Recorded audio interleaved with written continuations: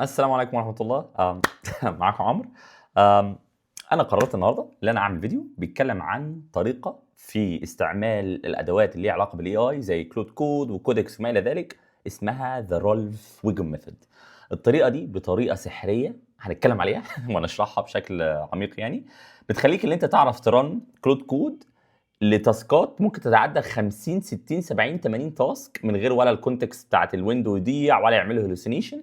او ممكن كمان تخليك ترن كلود كود لمده مثلا تتعدى اليوم او 3 4 ساعات من غير ما انت تتدخل، ويخلص لك كل التاسكات بتاعتك بشكل او باخر، ويعمل لك كوميت ويتست وما الى ذلك، وكل ده وحضرتك قاعد مستني. طيب، الفكره لما انا بتكلم عليها تحس ان انا بعمل لك ماركتنج، يعني انا يعني بدايه الفيديو بعمل لك هوك، ولكن في الواقع في علم وراء اللي انا هتكلم عليه النهارده، وفي الواقع في خطوات انت محتاج تاخدها، يا اما الطريقه اللي انت هتستعملها في انشاء ذا رالف ويجن ميثود او ذا انشاء الرالف ويجن انفايرمنت هتؤدي لدمار الابلكيشن بتاعك، وهتكلم عليها واحده واحده.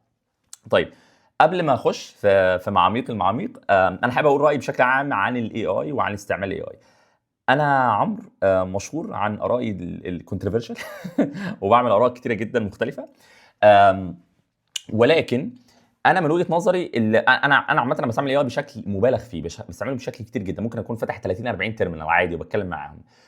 ولكن انا دايما بيقابلني تساؤل، الا وهو لو الاي اي هيعمل حاجات انا نفسي مش هعرف اعملها امبلمنتيشن في وقت زمني معين، يعني مثلا ايه بيعمل حاجه انا ما عنديش ادنى فكره هي شغاله ازاي فروم ذا باك اند او فروم ذا فرونت اند او ايا كان، هخاف استعملها، او هحس ان انا بدات افقد مهاراتي في البروبلم سولفنج ومهاراتي في انشاء الوات ايفر. ليه؟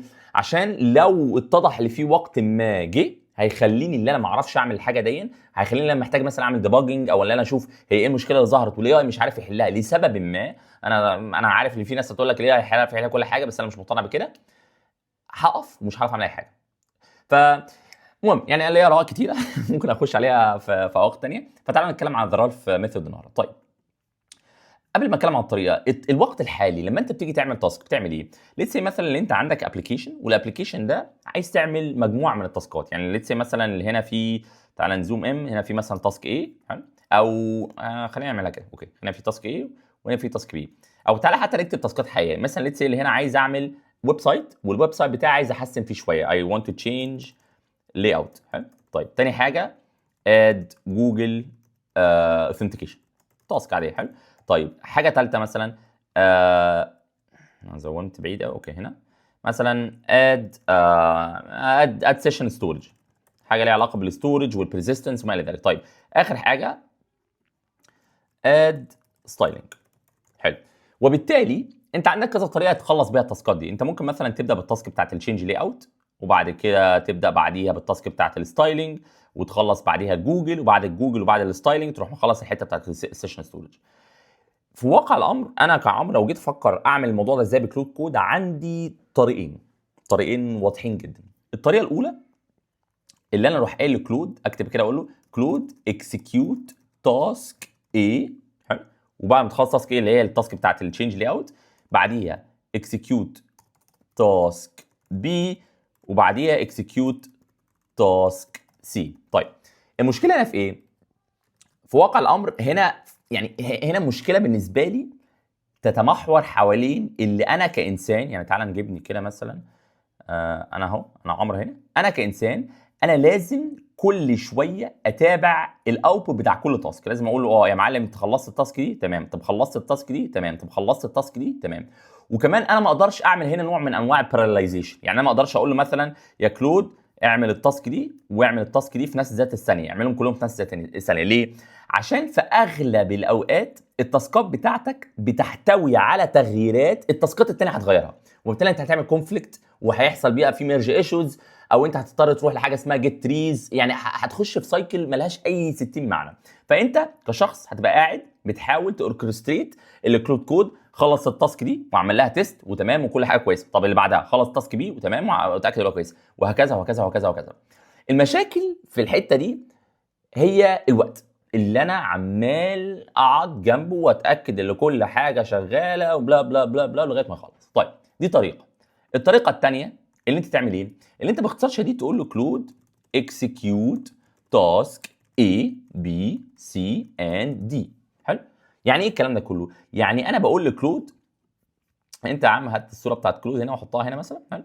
انا بقول لكلود يا معلم انت ليك الاختيار اللي انت تعمل التاسكات دي كلها بالترتيب اللي انت عايزه، واعملهم كلهم في انستنس واحده بس من كلود. يعني انت عندك تيرمينال واحد او وات ايفر انت بتستعمل كلود في في اس كود وات ايفر انت بتستعمله فيها، وتقول له خلص لي كل التاسكات دي مره واحده ومالكش دعوه. طيب هنا المشكله في ايه بقى؟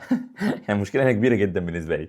هنا المشكله تكمن في لو انت القيت نظره كده، يعني حاولت تلقي نظره كده على التاسكات اللي موجوده قدامك دي. يعني مثلا لو انا بصيت على التاسك دي والتاسك دي، هل التاسك بتاعت التشينج لي اوت ليها علاقه بالاوثنتيكيشن؟ طب هل التاسك بتاعت الاوثنتيكيشن ليها علاقه بالسيشن ستورج؟ ممكن. طب هل التاسكات بتاعت الستايلنج ليها علاقه بالاوثنتيكيشن؟ في واقع الامر لا اطلاقا. وبالتالي كلود هيبقى عنده مسؤوليه اللي هو يعمل حاجات ملهاش اي علاقه ببعض تماما، كلهم ملوش اي علاقه ببعض.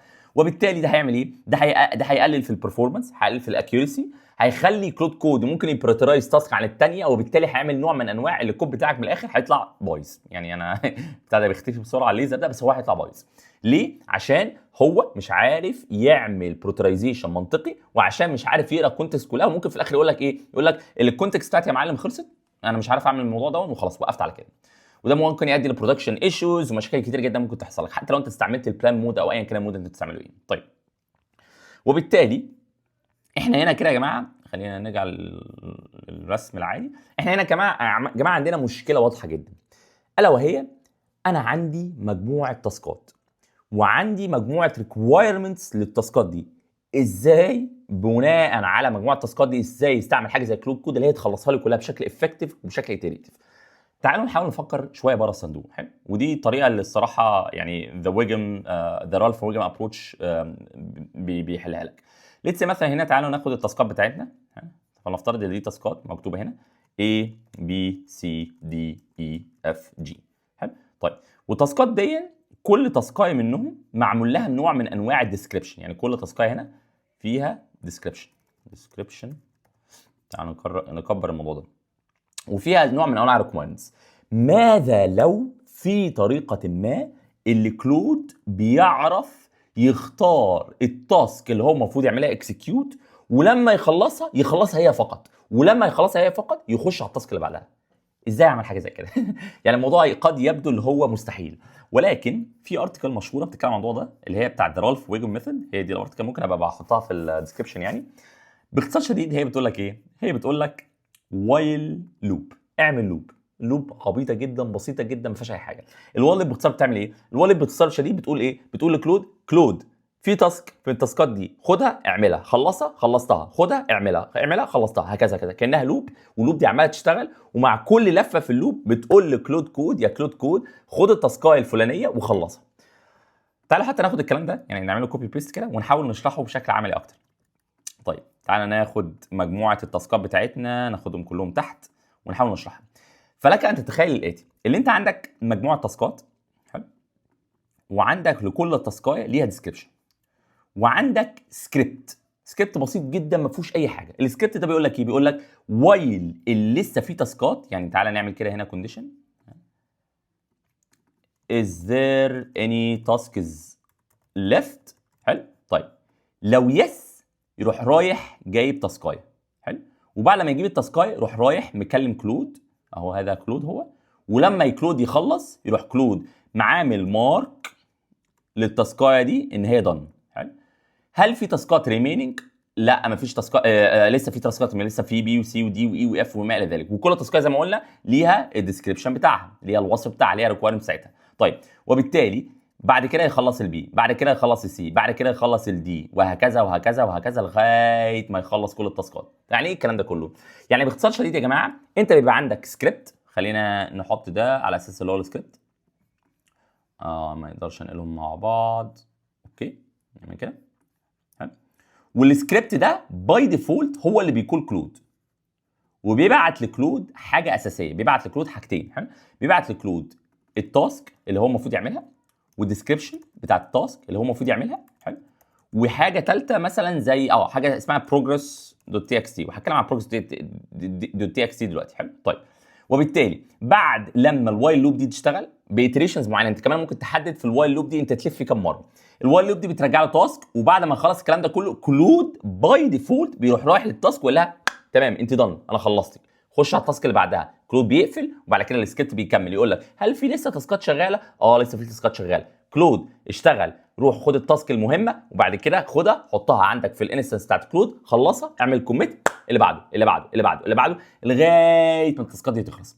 فالموضوع بسيط بشكل مش طبيعي، لدرجه ان انت كل اللي انت بتعمله انت بتعمل وايل لوب، وكل ما الوايل لوب دي بتخلص بتانيشيت انستنس جديده من كلود كود.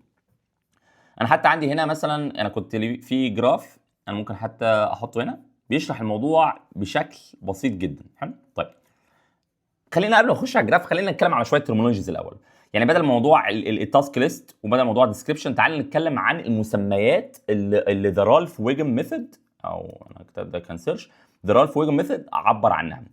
ذا رالف ويجن ميثود متكونه من الاتي، تعال نكتبهم كده. اول حاجه اسمها بي ار دي. بي ار دي ده يعني ايه؟ بي ار دي يعني مثلا ليتس اللي انت عايز تعمل فيتشر معينه متكونه من تاسكات كتير جدا. بي ار دي اعتقد هي اختصار ل برودكت، يعني مش تعالى برودكت بي ار دي مينينج، تعالى نكتبها كده بي ار دي مينينج. برودكت ريكويرمنتس دوكيمنت. حلو قوي. برودكت ريكويرمنتس دوكيمنت ده زي دوكيمنت بيقول لك ايه الحاجه اللي انا عايز اعملها بوصف كامل. حلو. طيب بعد ما بتعمل بي ار دي ده بتعمل ما يسمى ب حاجه اسمها بي ار دي دوت جيسون. البي ار دي دوت جيسون عباره عن ايه؟ شفتوا يا جماعه الدايجرام اللي انا رسمته ده هنا، تعال ناخده هنا كده ونحطه هنا، هو ده البي ار دي دوت جيسون. البي ار دي دوت جيسون عباره عن ايه؟ عباره عن تاسك ديسكريبشن، تاسك بريوريتي، حلو، وتاسك نيم مثلا، ايا كان. حلو. ايا كان الشكل اللي انت عايز تسميه عباره عن ايه، هو ده الديسكربشن بتاعك، سوري هو ده البي ار دي جيسون. والبي ار دي جيسون بيبقى عباره عن جيسون مجموعه تاسكات كتيره جدا، وكل تاسك ليها وصف، بريوريتي، ديسكربشن، ريكوايرمنتس، ايه الحاجات اللي انت هتخلصها وما الى ذلك. طيب دي تاني حاجه. تالت حاجه، خلينا ناخد ده بس بعيد سيكا. تالت حاجه اسمها برومبت. حلو. طيب البرومبت ده هو البرومبت اللي السكريبت كل مره في الايتريشنز هيعمل له اكسكيوت، هيقول لكلود كود خد البرومبت ده واعمل له اكسكيوت، والبرومبت ده جواه هيحتوي على الطريقه اللي كلود كود هيشتغل عليها وهنتكلم عليها دلوقتي. طيب رابع حاجه قلنا البرود والبرود جيسون. رابع حاجه السكريبت ده اللي هو الباش سكريبت، اللي هو زي الوايل لوب، اللي هو بيقعد كل شويه يتريت ويعمل انستنس جديده من كلود كود وما الى ذلك، موضوع بسيط. وخامس حاجه اسمها البروجرس دوت تي اكس تي. البروجرس دوت تي اكس تي عباره عن ايه؟ عباره عن زي ما قلت لكم يا جماعه، الوايل لوب دي كل لفه هو بيقول لكلود اشتغل من الاول تاني، من الاول وجديد، بكونتكست فاضيه خالص. لك ان تتخيل اللي انا ككلود عملت حاجه في التاسك اللي هي رقم ايه، او التاسك اللي هي رقم بي او سي او دي او اف او ايا كان، وخلصتها. هل انا اتعلمت حاجه؟ انا بقول لي في البرومبت هنا لكلود يا كلود لما تخلص التاسك دي ايه الحاجات اللي انت اتعلمتها وحطها في البروجرس دوت تي اكس تي. وبالتالي البرومبت هنا ايه اللي هي بتعمله؟ البرومبت هنا كانه بيقول لي ايه، يعني غالبا البرومبتس بتاع حاجه زي كده: hey Claude given the prod.json pick، حرفيا كده pick the highest priority task and execute it and commit it and make sure you fully implement it. حلو. once done add learnings to progress.txt. بس ده باختصار ده البرومبت. حلو. وبعدين حاجه ثانيه ممكن اقول له ايه: if you have also read the progress.txt to learn the previous iterations learnings، اي حاجه بسيطه جدا. طيب وبالتالي يا جماعه ايه اللي بيحصل هنا؟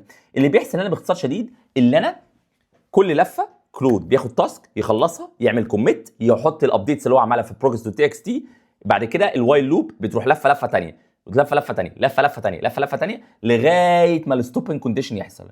في بعض الحالات انت ممكن تمبلمنت الذا رالف ميثود بطريقه، عندك طريقتين: يا اما تحط ماكس اتريشنز تقول له مثلا انت هتلف 30 مره اخرك حتى لو انت ما خلصتش كل التاسكات، او run until a condition، والكونديشن دي ممكن تكمن في كل التاسكات اللي هنا خلصت، عمره ما هيوقف غير لما الكونديشن دي تخلص تماما. طيب كان في باراجراف كده سريعا عايز اوريه لكم عشان هو بيشرح الموضوع بشكل مبسط جدا، او يعني ده الشرح اللي انا كنت عايز اشرحه، وبالتالي ده الباراجراف اللي هو بيشرحها بشكل احسن بكتير. The Ralph Method متكونه كالاتي: اللي انت بيبقى عندك بروجكت ديفينيشن لاير، هو مسميه او غالبا بروجكت ديفينيشن لاير، بروجكت ديفينيشن ريكويرمنت دوكيمنت، ايا كان. حلو. البروجكت ديفينيشن لاير ده بيبقى فيه البرود، او في الحاله دي البرومبت، خلينا نسميها برومبت هنا .tmd. حلو. واللي فيها البروجكت ريكويرمنتس نفسها كلها. ومن خلال البرود ده انت بتنشئ برود جيسون، اللي هو بيبقى مجموعه تاسكات كتيره جدا، وكل تاسك ليها ريكويرمنت وتستنج فيز وما الى ذلك. واللي بيحصل كالاتي يا جماعه: اللي انت لما بتبدا اللوب، اللي بيحصل السكريبت ده بيقرا البرود جيسون، السكريبت بيتشيك البروجرس تي اكس تي، بيروح قايل له هل في تاسكات متبقيه؟ ايوه في تاسكات متبقيه. فالسكريبت بيروح رايح يقول له كلود كود اشتغل يا معلم، خد التاسك من وجهه نظرك اللي ليها بريوريتي عاليه. وبعد كده كلود كود بيروح عامل ايه؟ بيروح عامل انلايز التاسك، اكسكيوت الكود تشينجز، رن التستس اند لينتنج، ورن الريكويرمنتس اللي جوه البرودكت جيسون. وبعد كده بيقول له ايه؟ بعد كده بيروح رايح ابديت البروجرس دوت تي اكس تي، وبيابديت البرودكت جيسون. واللفه بتحصل تاني. اللفه الثانيه اللي بيحصل فيها، يعني مثلا لو رجعنا هنا للدايجرام ده، خدناه عملنا له هنا كوبي A و B و C. حلو. طيب بعد اول لفه هو قرر ان A هي ان B هي اهم تاسك، فخد B عمل لها امبلمنتيشن وعمل لها كوميت، وراح رايح ابديت بروجرس دوت تي اكس تي، وعدل البروجرس دوت تي اكس تي، وقال لك الحاجات اللي هو اتعلمها وما الى ذلك. طيب بعد ما خلص راح رايح لللوب: هل لسه في تاسكات متبقيه؟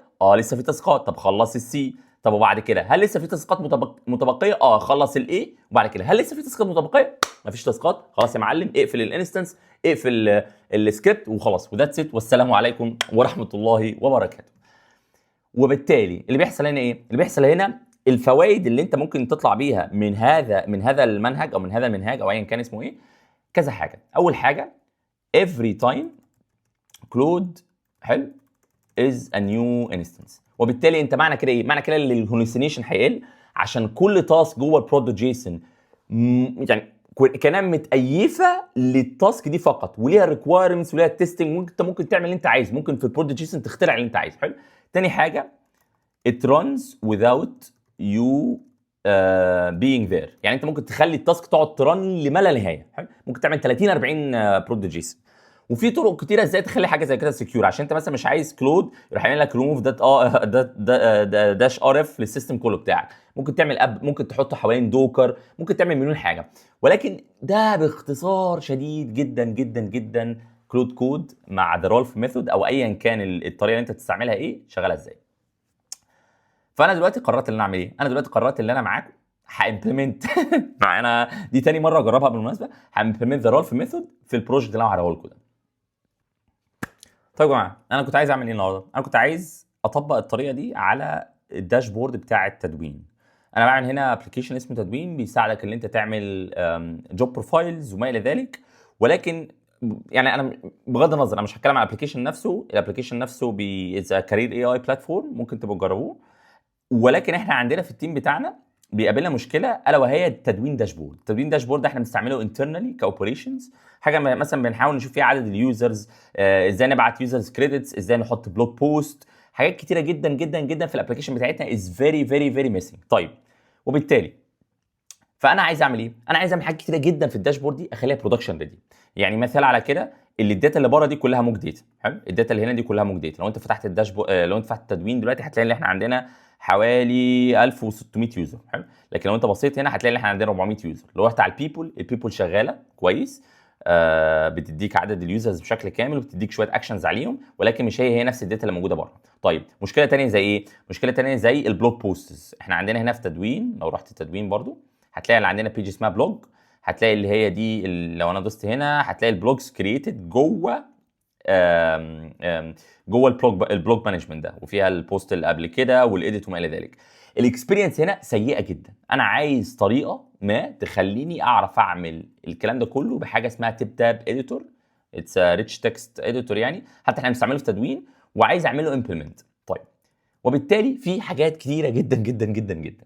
فانا دلوقتي انا بنيت الفولدر او السكريبت فولدر اللي انت من خلاله هتعرف ترن بيه رالف زي ما اتفقنا ببساطه شديده. وده الكلام ده كله ممكن ابقى اكتبه في الديسكربشن، او احط له جيت هاب ريبو. الموضوع بسيط قوي، هحط له حتى اللينكس بتاعت الارتكلز تتكلم عليه، او حتى ممكن النهارده نكتب ارتكل. تعالوا نعملها. طيب اوكي. الموضوع ببساطه شديده اللي انت عندك رن. ده السكريبت بتاعك بكل بساطه بيبقى لوب، واللوب دي بتاخد عدد اتريشنز معينه وبتاخد مود. المود ده يا اما اي اف كي يا اما رالف وانس اللي انت ترنها مره واحده. حلو. وكل بساطه هو بيرن اللوب دي وبيتاتش البروجرس فايل. البروجرس فايل ده اللي هو الفايل ده اللي هو التكست فايل اللي احنا اتفقنا عليه. واللوب دي باختصار شديد زي ما قلنا بتعمل ايه من غير ما اخش في تفاصيل عشان هي بسيطه جدا. كل اللي هي بتعمله اللي هي بترن كلود. يعني هنا الرنر ده في الاغلب هو يعني غالبا هيبقى هو كلود. حلو اهو باي ديفولت بيبقى كلود. طيب نرجع له تاني هنا. وبيرن بيخليه اندنجرس سكيب وبيأوتبوت الفورمات في ستريم وبيعمل المود بتاعه اوبس وبيعمل فيربوس وبيديله بروجكت. او والبروجكت بتاعك هو البرود دوت جيسون اللي هو الجيسون بتاعك، وكمان بيديله البروجرس دوت تي اكس تي اللي هو الداتا بتاعتك.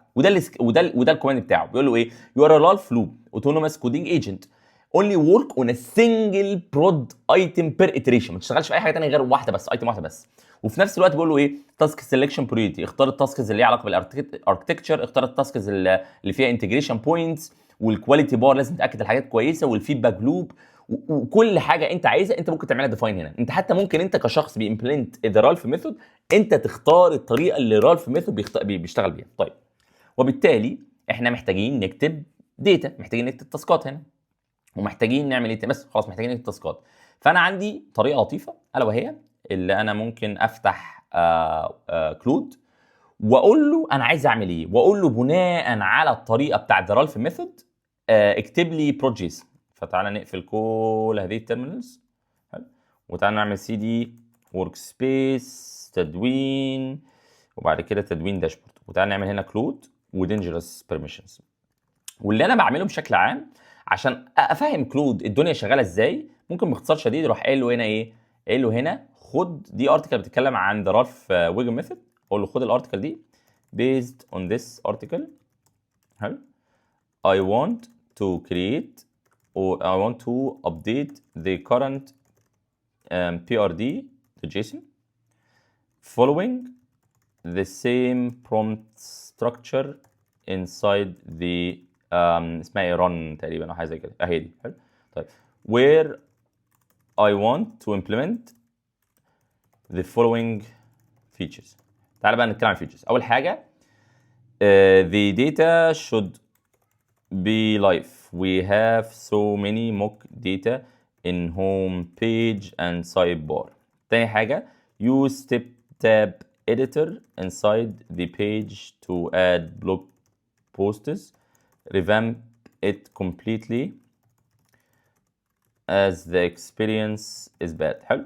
طيب تالت حاجه مثلا add dark mode support. رابع حاجه ايه الحاجات التانية اللي ناقصه عندنا يا جماعه في الابلكيشن؟ كريدتس شغاله كويس انا بنستعملها كتير. طيب the credits health is mocked. make sure it is correct. طيب اخر حاجه اعتقد ده مناسب، تعال نشوف. حلو. طيب generate an effective prd.json maximum number of tasks are خليها 10. جو.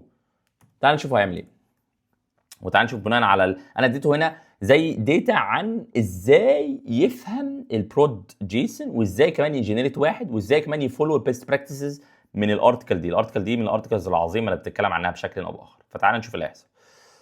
exploring the code base مش عارفه ايه هياخد وقته، فانا هسكيب وارجع لكم.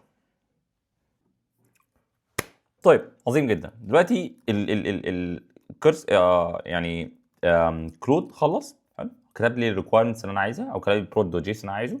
لو انا بصيت كده على البرود دوت جيسون هتلاقي بناء على الحاجات اللي انا قلتها عمل اعتقد 10. لو تلاحظوا هنا يا جماعه في حاجه اسمها passes دوت فولس.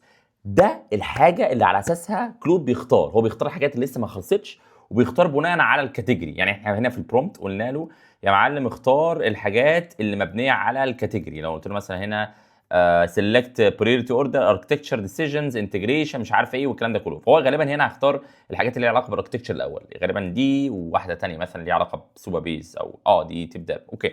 المهم لو انا قعدت اقرا هنا سيت اب دارك مود بروفايدر يوزنج مش عارفه ايه، انت بقى هنا دورك انت هتعمل ايه؟ دورك انت اللي انت هتتابع كل البرود جيسون تاسكز وهتاكد ان هي ماشيه صح. في بعض الناس عارف بتعمل ايه، في بعض الناس تقول لك هنا مثلا ريكوايرمنتس مثلا، وتحط ريكوايرمنتس وتقول له مثلا لينت رن مش عارفه ايه الكلام ده كله. انت ممكن تعمل اركتكت للطريقه اللي اللوب بتشتغل بيها بالشكل اللي انت عايزه، ولكن دي من ابسط الطرق. يعني الطريقه اللي انا شايفها دي طريقه بسيطه وطريقه مناسبه جدا للتست اللي احنا عايزين نعمله. طيب تعالى نعمل كوميت للكلام ده كله. ليتس سي هنا مثلا شور اد برود جيسون بلان، وتعالى نبدا نكسكيوت السكريبت ده. الاكسكيوت السكريبت ده بكل بساطه زي ما قلت لكم، اللي انت هنا بترنه غالبا بترنه وغالبا بتدي له عدد اتريشنز معينه. فانا لو قفلت ده، تعالى نعمل كده وكلير ونعمل جيت لوج. لو انتوا بصيتوا على اخر حاجه، اخر لوج اللي هي اللوج اللي معانا دي، وغالبا دي هتاخد وقت، فانا هرنها ل2 اتريشنز بس. انا هقول له يرن ل2 اتريشنز عشان زي ما قلنا الباش ده بيخليني ارن 2 اتريشنز. تعالوا نخلصها ورن 2 اتريشنز وبعد كده نرن الاتريشنز كلها ونشوف اللي هيحصل. يا رب ما يمسحش الايه اللابتوب بتاعي والاوبريتنج سيستم. طيب فتعالى نعمل هنا باش اعتقد رالف، وادي له هنا رن، وادي له هنا عدد اتريشنز معينه اللي هي 2. طيب نعمل كده رالف اتريشن 1 اوت اوف 2. طيب انا متحمس نشوف هياخد انهي تاسك من التاسكات، وهوريكم بعد ما اخلص. ادوني فرصه. طيب انا حبيت انط في النص اوريكم اللي بيحصل. هو دلوقتي لسه شغال في الاتريشن الاولى وبدا يغير شويه حاجات. يعني هنا غالبا بدا يحط الثيم بروفايدر، غالبا بدا الاول بالدارك مود على ما انا شايف، وبدا يحط النكست ثيمز بروفايدر اللي هي جايه من نكست ثيمز يعني، وبدا يعمل واحده واحده. فخلينا نشوف هيخلص التاسكايه دي ازاي. انا عمال اعمل ريفرش واتاكد ان كل حاجه شغاله ونشوف ايه اللي هيحصل. فغالبا لما يخلص التاسكايه هيبقى في واحده من دول هتبقى بترو، فتعال نشوف. طيب هو غالبا دلوقتي خلص اول واحده. لو لو تلاحظ هنا عمل برود جيسون بترو، سوري خلى دي بتاعتها بترو بتاعت الاركتكتشر زي ما توقعت، واخد اول واحده، وكمان عمل لها بروجرس. لو بصيتوا في البروجرس كده هو بيقول لك ايه، iteration 1 دارك مود بروفايدر سيت اب، خلصها والحاجات اللي انا خلصتها، وكمان عمل كوميت. يا نهار ابيض، يعني انا عملت جيت لوج هنا ولو تلاحظوا شايل كل حاجه هنا، او فيت سيت اب دارك مود بروفايدر وذ نيكست ثيمز. دلوقتي عمل ايرور، بيقول لك ايرور working tree became dirty before. اوكي انا فهمت اللي حصل كويس اللي انا وقفت. اللي هو غالبا ما بيشتغلش لو التري ديرتي، فهو لما بيخلص البيلد التي اس كونفيج دوت بيلد ده دايما بيتعمله جنريت. فانا من رايي اللي فيه حاجه اسمها هنا جيت اجنور، وهنا تي اس كونفيج بيلد ده اسمه ايه يا معلم؟ هو ده. تعالى نعمل كده، تعالى نحطه جوه الجيت اجنور، نعمل كده ونعمل كده ونحطه هنا وبس، عشان هو ده غالبا هيتعمل له جنريت كل شويه.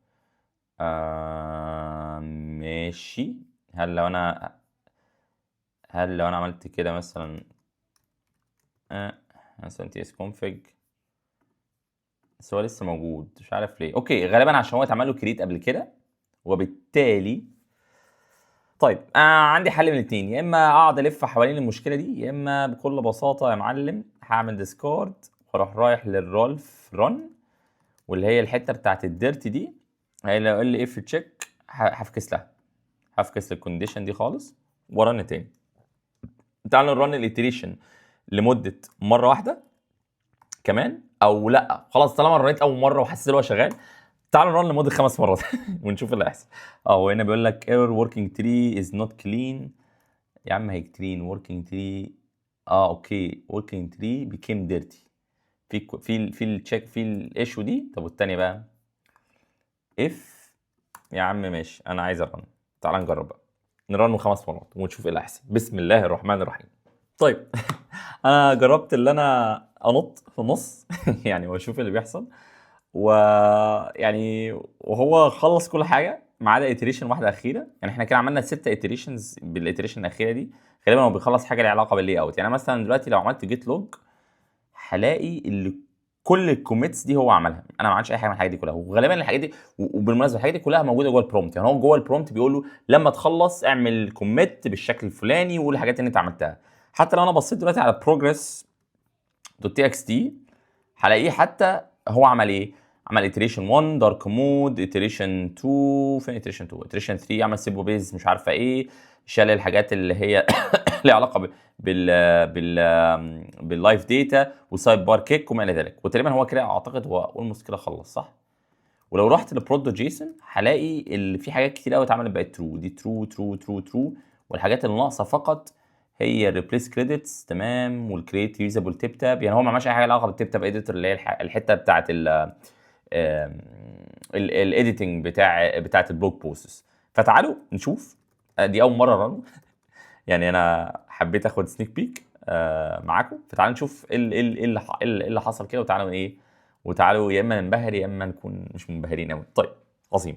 اوكي جود. اول حاجه جاب داتا حقيقيه، جاب داتا حقيقيه هنا اكتف. غالبا هو مش عارف لسه يجيب الاكتف ومش عارف لسه يجيب موضوع كريدتس، فدي حاجات ممكن تكون ليها علاقه بالكويري، ولكن هو جاب داتا حقيقيه هنا which is good. تعالى نتاكد الداتا دي او عمل ايه. تعالى نبص كده، عمل الدارك مود وعمل انستليشن للتيب تاب ولسه ما عملش حاجات تانية. طب تعالى نبص على الدارك مود كده. ماشي عمل امبلمنتيشن للدارك مود، ولكن الامبلمنتيشن از نوت بيرفكت، بس اتليست عمل له امبلمنتيشن which is good. وتعالى نبص على البيبل، لسه موجوده صح. تعال نبص على الكريدتس، اعتقد كريدتس لازم، هل الكريدتس هو غيرها ولا لا؟ هل عمل حاجه في البرود جيسون الكريدتس غالبا كل حاجه لا لسه بريس الكريدتس سموك بيج ما عملهاش، فغالبا دي لسه لازم اخلصها. طيب انا كعمر اي ثينك انا مبهور الى حد كبير. ليه؟ عشان انت هنا لو فكرت فيها، انت مش بس ممكن تقول له الكاتيجوري والديسكربشن والستبس، انت ممكن تحط له فيريفيكيشن ستبس، ممكن تحط له لينتنج ستبس، تيستنج ستبس، ممكن تعمل تاسكات كتيره جدا جدا جدا جدا اتريتيفلي صغيره، وبالتالي هو هيخلصها وهيتاكد ان كل تاسك اتعمل لها تيستنج عشان تاسك صغيره جدا وما الى ذلك. وممكن تبقى مجنون، يعني ممكن تعمل اللي انت عايزه باللوب دي، ممكن تعمل حاجات كتيره جدا مش بس ليها علاقه بالكودينج، ممكن تبقى ليها علاقه باللي انت تعمل تاسكات عاديه خالص. اعتقد كلود كو ورك شغال بالشكل ده، فاعتقد ذاتس ات. يعني انا كنت عايز اجرب معاكم هذه التول العظيمه او هذه الطريقه اللطيفه، او اعتقد طريقه عظيمه كمان هتاثر على الديفلوبمنت بشكل كبير الفتره اللي جايه دي. واستعملها بعقل، ما تبقاش بتكتب تاسكس وخلاص زي ما انا عملت النهارده.